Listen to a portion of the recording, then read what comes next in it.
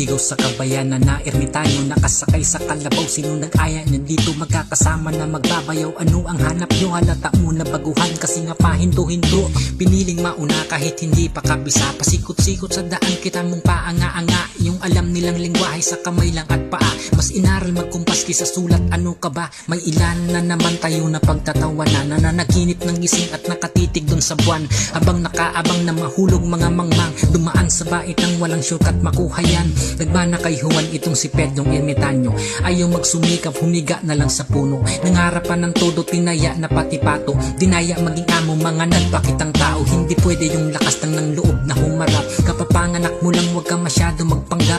Marami na dito ang matatas na sa lahat. Magbibilang ka ng taon para sabihin umangat. Bumalik ka na lang, pumanik kung saan. Umimik para lang matauhan na yan. Pinitik ka pa lang ng mga may alam. Humilik sa tagal na tuluyan na yan. Nilaro-laro ko lang mga gumaya ng daan. Batok-batukan ng mga nagyayabang wala naman. Aasta-asta kasing malalakas hindi naman. Tangan-tangan lang ay hangin kaya masakit sa tiyan. Sabat pa ang pagkatatak-saksak doon sa may utak. Daktak sa mag-react sa utak na may lamay burak. Palpak na itulak, walang pakpak, laglag sa aking lapat. Halakak sa nakasipat, buhat lahat ganon dapat.